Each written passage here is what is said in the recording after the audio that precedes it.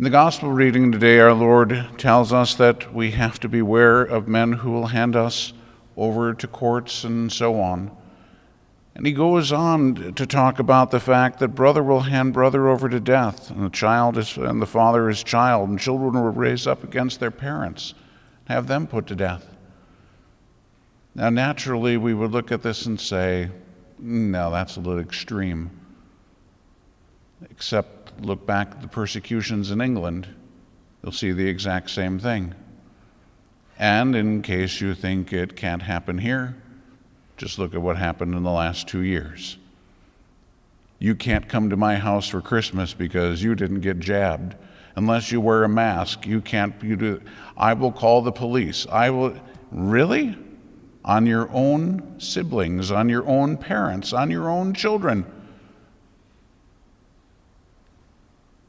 So if we've seen something over something so ridiculous, and we've seen this kind of division, then we recognize that it's not too far of a stretch to be able to say, unless you go along with whatever, I'm going to hand you over to the authorities. Now, even if such a thing happens, we have to be able to recognize what our Lord is telling us. He says, when they hand you over, he says, this is so that you can be a witness before them. So on one hand, we could look at the injustice of the whole thing, just as we can certainly see with Stephen. Stephen hadn't done anything wrong. They take him out and stone him to death. It's totally unjust. But that wasn't the point. Stephen wasn't looking at the injustice. He kept his focus where it belonged, and it was on the Lord. And because his focus was on the Lord, he was a witness to these people. The Lord gave him the words that he needed to speak. He gave him the insight that he needed to have. And he lived the faith. He prayed for the people who were putting him to death. He handed his soul over to the Lord. And it brought about the conversion of St. Paul, who then went out and brought about the conversion of how many thousands of people? And so again, we could look at it on the natural level and say, this is wrong. Why would God allow this to happen? Or we can look at it on the spiritual level and say, God allowed this to happen, number one, because he wanted to bring St. Stephen to heaven. Number two, because it was a witness, so that Stephen could give witness to Christ.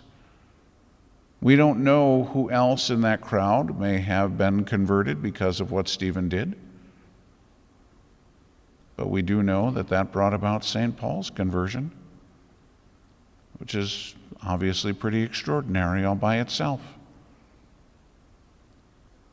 So the key in this whole thing is that we have to learn to trust God. We have to learn to see things from a spiritual perspective. We are really, really, really good at watching things on the natural level. And we are really good at complaining about all the injustices and all the other things that happen. But when you look at the lives of the saints, ask yourself, what is it that made them saints? Number one, they kept their focus on Christ. Number two, they were treated horribly. And it's in the midst of being treated horribly that they were able to learn to be patient. They were able to learn to be charitable. They were able to learn to be forgiving.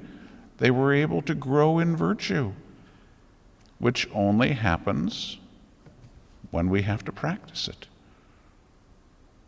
So yes, we can look at all the lives of the saints and we can say, oh, what happened to them was terrible and it was so unjust.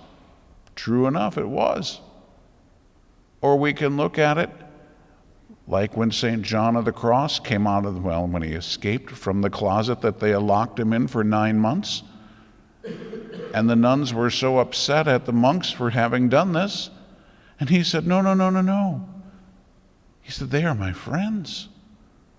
Because it was precisely by being locked up in that closet that he achieved spiritual perfection. That he wrote the poems that to this day are the greatest poems, people say, written in the Spanish language, and that he was able from those to write the books that come down to us 500 years later, because there is nothing greater as far as teaching on the spiritual life. So should he not have been locked up in a closet? On the natural level, no, he shouldn't. On the spiritual level, thanks be to God. And that's exactly what he recognized. That's what St. Stephen recognized. He wasn't complaining that this was unjust. He kept his focus on the Lord.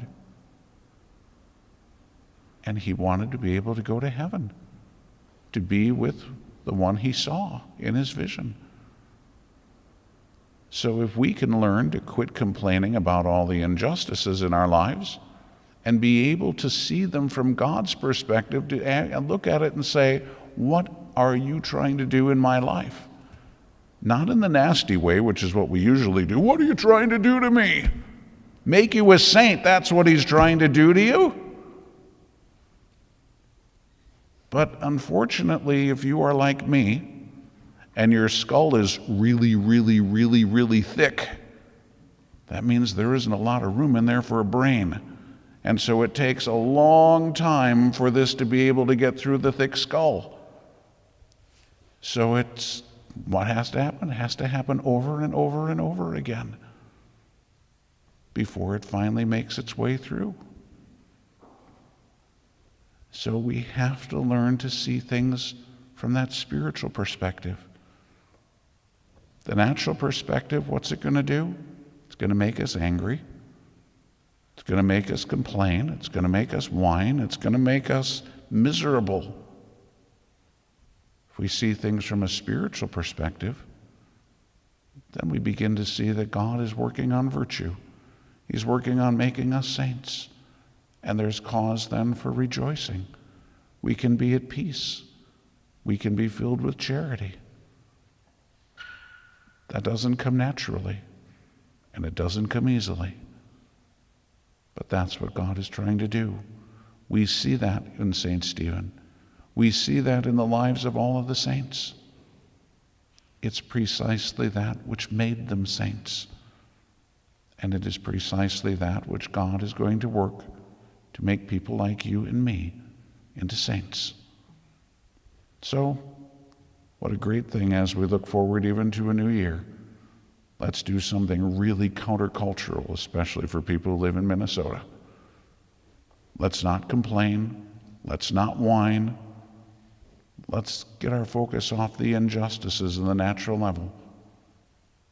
And let's keep our focus on the Lord so that we can actually have peace, so that we can grow in holiness, so that the likes of people like you and me can actually become saints.